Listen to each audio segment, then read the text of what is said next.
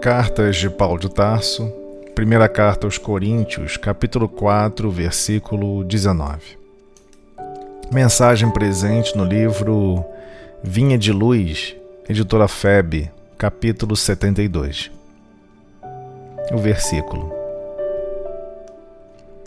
Mas, se o Senhor o permitir, em breve irei ter convosco, e tomarei conhecimento, não das palavras dos orgulhosos, mas do seu poder. Mensagem intitulada Não as Palavras. Cristo e os seus cooperadores não virão ao encontro dos aprendizes para conhecerem as palavras dos que vivem na falsa concepção do destino, mas sim dos que se identificaram com o espírito imperecível da construção evangélica. É indubitável, indiscutível, que o Senhor se interessará pelas obras.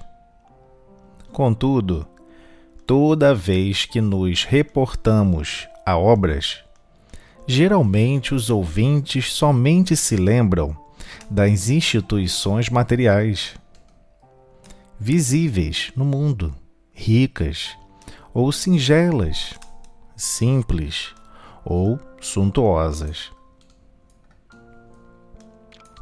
Muita vez, as criaturas menos favorecidas de faculdades orgânicas, qual o cego ou o aleijado, acreditam-se aniquiladas ou inúteis ante conceituação dessa natureza.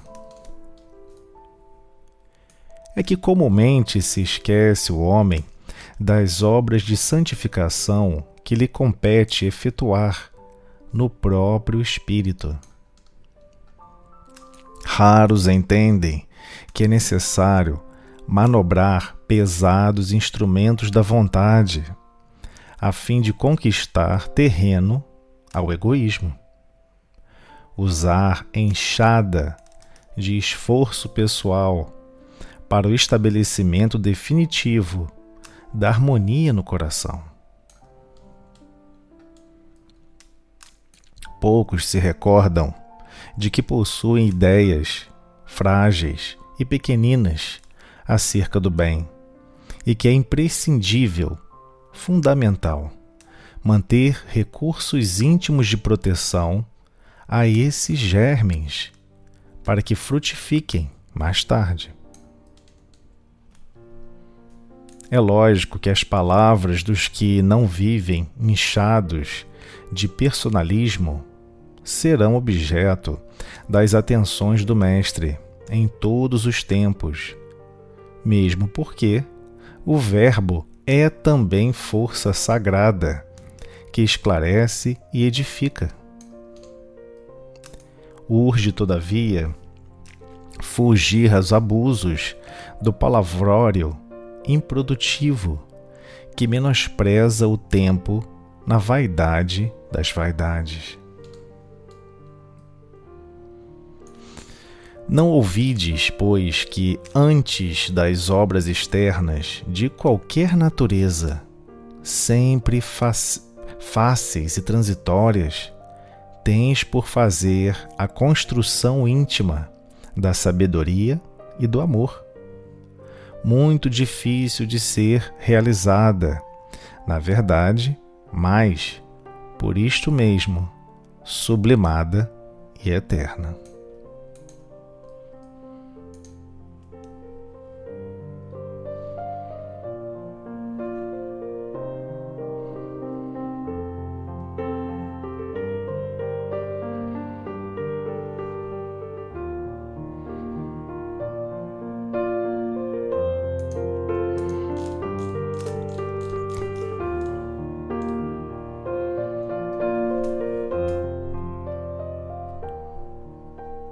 Um breve comentário a respeito da página.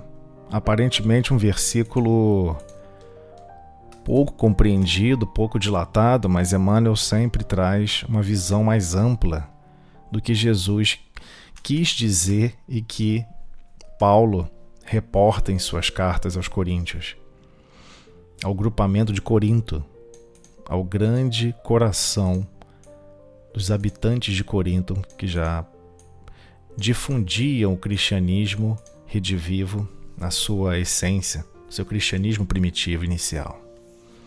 Então ele comenta: mas se o Senhor o permitir, em breve irei ter convosco e tomarei conhecimento não das palavras dos orgulhosos, mas do seu poder. Então, igualmente, essa carta endereçada a Corinto, que Paulo reporta com muito carinho, embora mal compreendida, de certa forma, o versículo parece que simplesmente como se fosse algo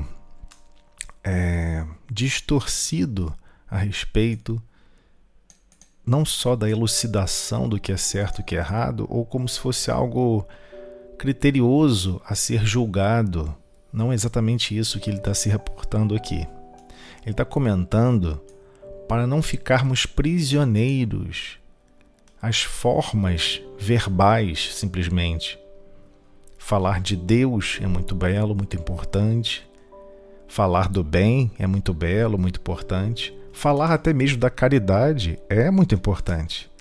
Afinal, pela palavra falada, se estimula o coração, se estimula os sentidos através da audição.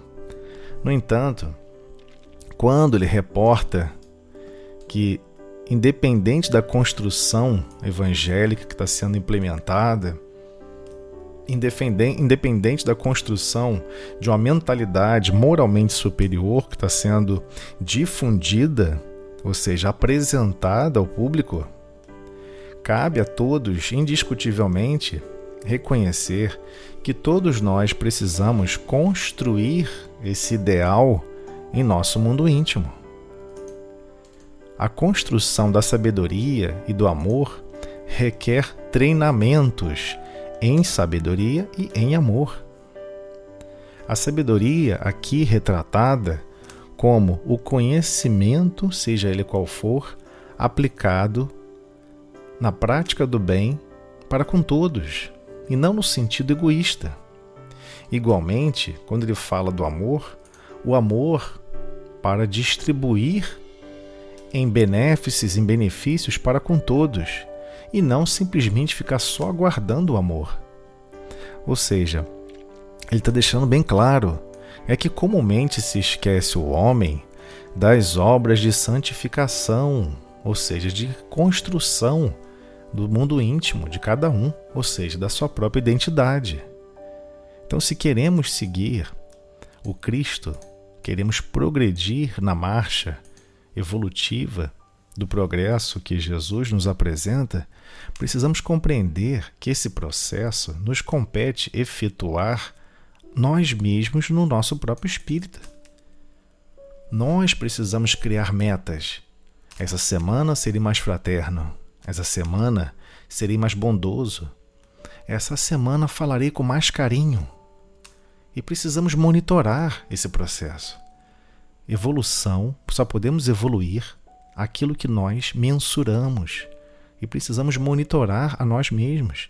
Ninguém conhece melhor o nosso mundo íntimo para aprimorá-lo do que nós mesmos. Então, raros entendem que é necessário o quê? Pesados instrumentos da vontade. Senão não vamos conseguir conquistar o terreno do egoísmo, que dominou todos os nossos sentidos. O egoísmo é a mácula que nos mantém prisioneiros no tempo do agora. Estamos sempre no agora. Contabilizamos os meses, os anos, os milênios e estamos presos nos mesmos sentimentos. Os sentimentos de apenas atender o nosso interesse pessoal.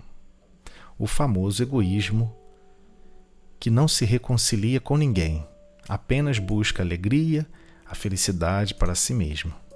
Então, para conseguirmos conquistar esse terreno que foi dominado pelo egoísmo, precisamos usar instrumentos poderosos da vontade. Se faz necessário um esforço pessoal realmente em harmonia com o coração, para definir essa harmonia no coração. Mas como assim? Então estamos com o nosso coração desarmonizado? Sim, estamos com o nosso coração desarmonizados, porque estamos sempre concordando que o que Jesus está apresentando é importante, concordando com tudo que é moral e belo e próspero, mas não estamos implantando em nossas vidas. Então, poucos se recordam de que possuem ideias frágeis e pequeninas acerca do bem, o que é algo normal. Nós não temos experiências no bem. Essa é a grande verdade. À medida que vamos dilatando as nossas experiências no bem, as nossas ideias sobre o bem se modificam, se transformam. Agora, não podemos imaginar igualmente que essas ideias pequeninas podem ser desprezadas. Muito pelo contrário. É um recurso íntimo de proteção sensacional. Esses pequenos recursos que nós já temos de capacidade de perdoar, de tolerar a imperfeição alheia e até mesmo a nossa própria imperfeição, a ponto de falar: eu sei que eu sou imperfeito, mas eu continuarei buscando a perfeição. Eu sei que eu falhei e caí, mas eu vou levantar e vou continuar me esforçando. São esses germes que vão frutificar mais tarde. Então não podemos desanimar, não podemos ficar frustrados e entrar naquele clima de eu sou um espírito imperfeito, não tem como me aprimorar. Esse discurso, por vezes, simula muito mais o momento de querer entregar as pontas e não lutar mais do que continuar trabalhando com as sementes que nos compete. Então precisamos compreender que esses recursos, esses pequenos e parcos recursos de fraternidade, de carinho, de bondade, igualmente de tolerância e também, por que não, de perdão, pequenos aspectos do perdão, são os germes necessários para frutificar mais tarde a verdadeira caridade. Por exemplo, como Jesus nos ensinou e deixou claro para todos nós no Livro dos Espíritos, como Jesus compreende a verdadeira caridade: benevolência para com todos. Sim, praticar aquele bem altruísta, sem esperar nada em troca, nem mesmo de Deus. Somente pelo fato de estar ganhando experiências na prática do bem, dilatando as próprias definições do bem, entrando em harmonia consigo mesmo, por estar executando o que é sua essência, a fraternidade, a bondade, o carinho, o amor. Indulgência para com as imperfeições alheias, ou seja, tolerância. Tolerância para com as imperfeições do próximo. Nós também somos imperfeitos, estamos na mesma escola, dividindo os mesmos espaços do aprendizado. Então precisamos dilatar essas potencialidades, igualmente com relação ao perdão das ofensas. Porque se todos nós possuímos máculas profundas de desequilíbrio, de ausência de qualidades morais, certamente provocaremos máculas e sofrimentos em terceiros. Mas nem por isso vamos nos render a essa prática e ficar prisioneiros a essa prática. Então, não podemos mais só ficar no palavrório, como ele comenta, improdutivo, que menospreza o tempo na vaidade das vaidades. Basicamente, a pessoa fica apaixonada pela própria voz, apaixonada por falar o nome de Deus, apaixonada por falar o nome do Cristo. Mas só isso não basta. Só isso não constrói disposições internas distintas. Muito menos combate a vaidade, o orgulho, o egoísmo. Então, não ouvides, pois, antes das obras externas de qualquer natureza. Então, não podemos nos esquecer, as obras externas de qualquer natureza são fundamentais para o nosso aprendizado. Mas não vamos esquecer, não ouvides, não esqueças que antes dessas obras externas de qualquer natureza que for, sempre fáceis e transitórias, tens por fazer a construção íntima da sabedoria e do amor. Então, tudo que está a nosso externo, como obras externas, elas existem para nos educar. Essa casca externa, todo esse ambientação externa a que estamos submetidos, é para desenvolver o nosso íntimo em sabedoria e amor. É esse estágio que estamos vivenciando aqui na Terra. Então, por que ele é tão sublime e procede conosco por tanto tempo? Porque ele é muito difícil de ser realizado. A sabedoria é como um pequeno facho de luz, bem pequenininho. E à medida que vai expandindo a largura desse facho, vamos compreendendo e entendendo mais como tudo se interliga e tudo se unifica no Pai. Então a sabedoria e o amor são as asas da esquerda e da direita do progresso. Sem sabedoria e sem amor, não estamos avançando, estamos rodando em círculos sobre os mesmos pontos, sobre os mesmos aspectos.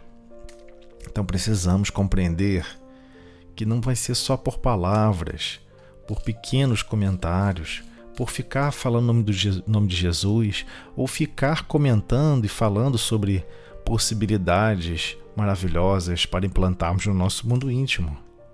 Se faz necessário traçar metas, traçar objetivos e tentar cumpri-los e tentar construí-los no nosso dia a dia. O orar e vigiar passa por esse mesmo sentido. Podemos orar: Senhor, não estou conseguindo ser paciente. Dai-me forças para que eu possa ser mais paciente.